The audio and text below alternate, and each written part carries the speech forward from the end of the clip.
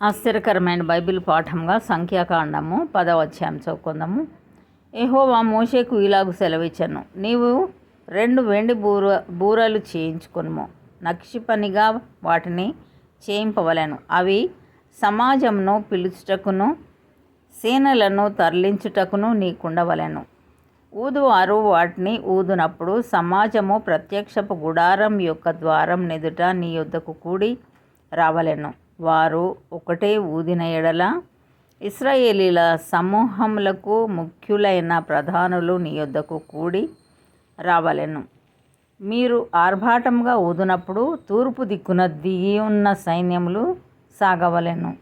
మీరు రెండవ మారు ఆర్భాటంగా ఊదినప్పుడు దక్షిణ దిక్కున దిగిన సైన్యములు సాగవలెను. వారు ప్రయాణమైపోవునప్పుడు ఆర్భాటంగా ఊదవలెను. సమాజమును కూర్చున్నప్పుడు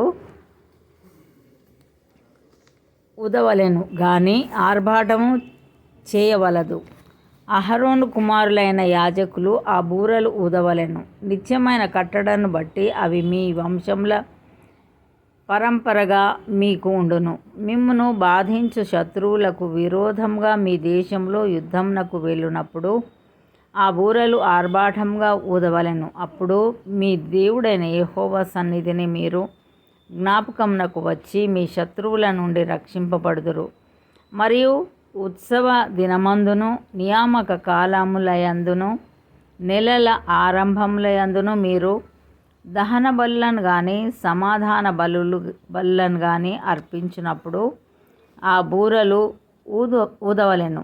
అప్పుడు అవి మీ దేవుని సన్నిధిని మీకు జ్ఞాపకార్థంగా ఉండును. మీ దేవుడైన యెహోవాను నేనే.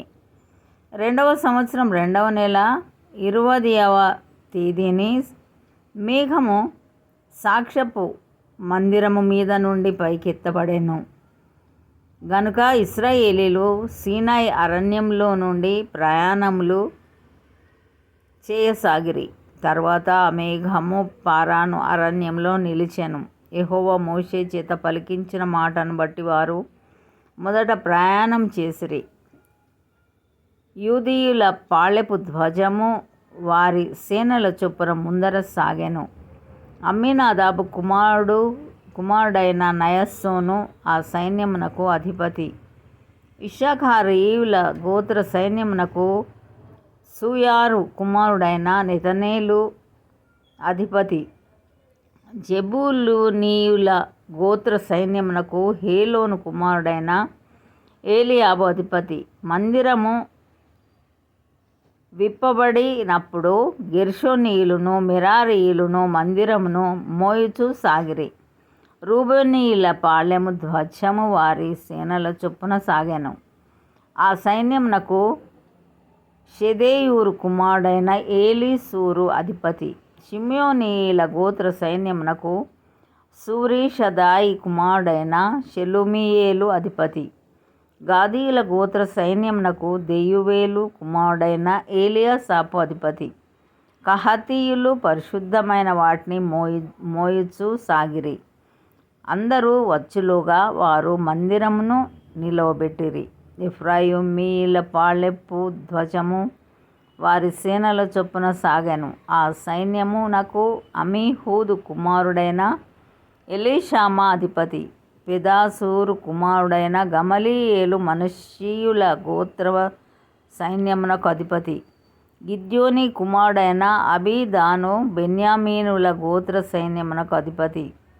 దానీయుల పాళెపు ధ్వజము సాగెను. అది పాలెంలన్నిటిలో వెనుక నుండెను. అమీషదాయి కుమారుడైన అహీయెజెరు ఆ సైన్యమునకు అధిపతి.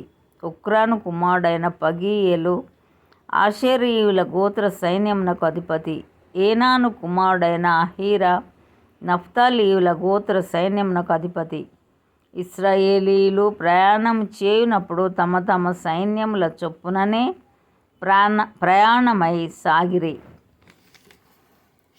మోషే మామయగు మిద్యానీయుడైన రెవూయేలు కుమారుడగు హోబాబుతో మోషే, యెహోవా మాకిచ్చెదనని చెప్పిన స్థలమునకు మేము ప్రయాణమై పోవుచున్నాము. మాతో కూడా రమ్ము. మేము మీకు మేలు చేసెదం.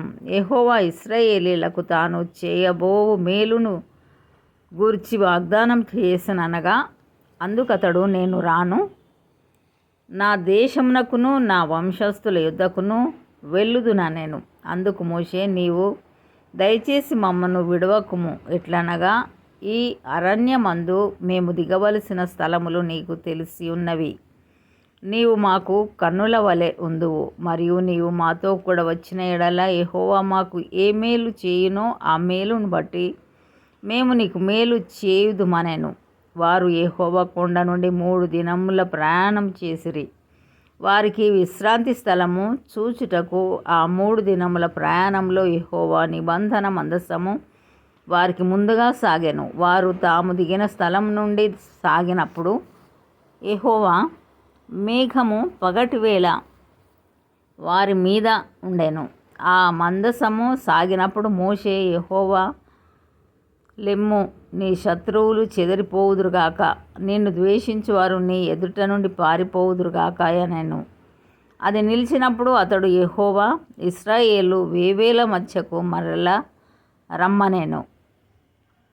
ఇంతటితో ఈ దినం కొరకైన బైబిల్ పాఠము సరి.